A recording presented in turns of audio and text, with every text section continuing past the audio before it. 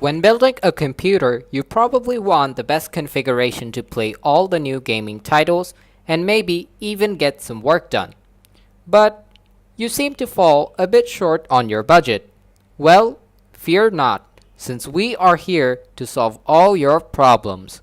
We have set up a configuration that can surely help you out in building a budget gaming PC and, most importantly, play all those new gaming titles you ever wish to play.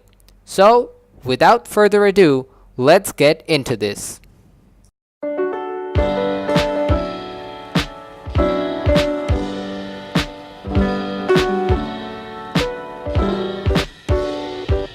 By the way, before we start, I just want to clarify that the pricings of the components used in this build may vary in different countries, and since this is a PC build on a tight budget, we tried to use the cheapest yet best components on this. But do remember that this build can further be improved by using better components, but that would increase the budget, of course. So, starting off, let's look at the list of our components we would be using for this build. Firstly, we have used an Asus H81M-C Micro ATX motherboard that has support for Core i3s, i5s, and i7s too, and has an LGA 1150 socket. It also has two DDR3 memory slots that can support up to 16 GB of memory. It also has two SATA ports and also support for USB 2.0 and 3.0 for a faster transfer speed as well. And since it is an i7, it supports i7s, this means that in the future you can also use i7 processors in this build, and hopefully that will help you further. Now for the processor, we have used a 4-core Intel Core i5 4460 processor, which has a 3.2 GHz core clock speed, which should be good. Unfortunately, it is not overclockable. But if you're watching this video now, we would recommend you to use an i5 6400 since it is newer and in the same budget. But don't worry, the 6400 will cost you around the same price and has the same 3.2 GHz core clock speed. But again, unfortunately, it is not overclockable. Now for the graphics card. We have used an XFX Radeon RX 560 4GB GPU from AMD. You may even decide to go for the GTX 1050 or 1050 Ti from Nvidia.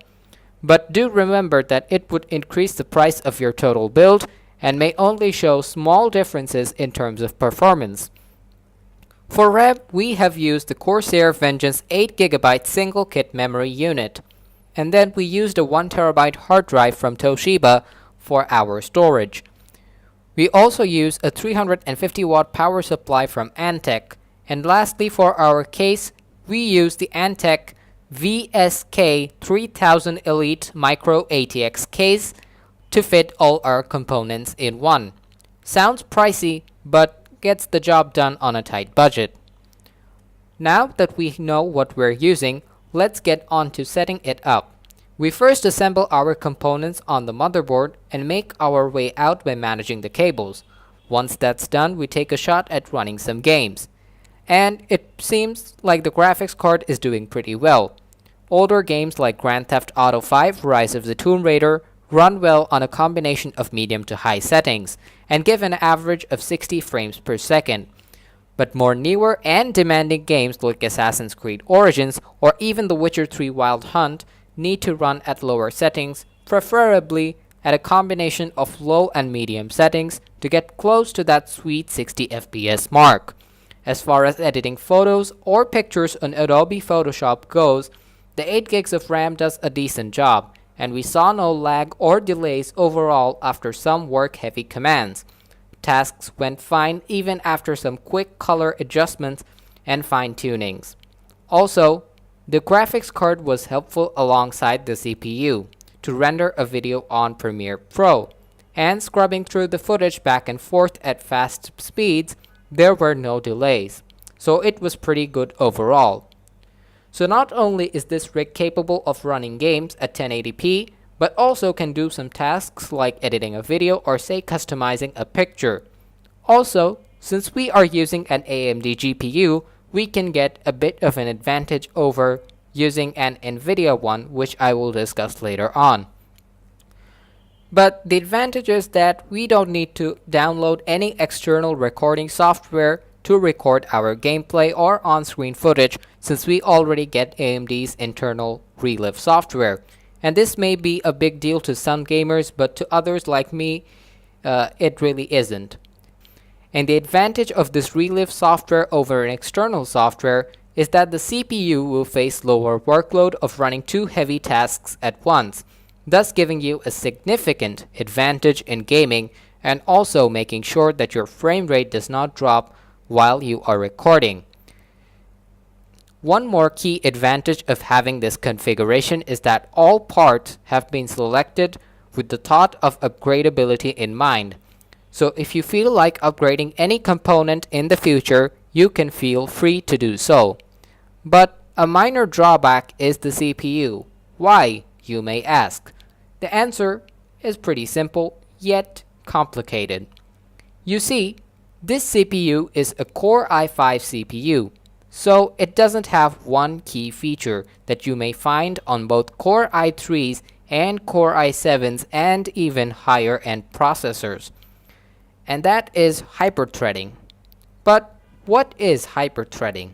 Well, in simple words, if a CPU has hyperthreading, it means that it can run multiple applications or processes at one go altogether, without having to put load on all its cores. Since Core i5s don't have hyperthreading, it may often be that the processes are delayed to run. But that may be the case for work-heavy processes only. But not to worry, since we are using 8GB of RAM, the chances of delayed processes are very less. Some may ask, is the 4GB of VRAM enough for gaming? Well, honestly speaking, it's just fine. This is because most games really don't use up all your video memory, since it is also powered by the CPU and also your RAM. So it depends, and it is a combination of your total system that the game depends on, and not just a single component like the graphics card only. If you ask me how's the overall experience of this PC, I'd say it's great. But who are the people who need this type of system, you may ask? Well, for that I think beginner gamers and small creatives who are just starting out and are looking to make use of that learning graph. But don't get me wrong, this is still a very good PC. Although I said it is intended for beginners, anyone who loves gaming would surely have no complaints. Also, since the motherboard and even the case are micro ATX size, you would consume less space, and so you may have extra space for extra separate accessories as well.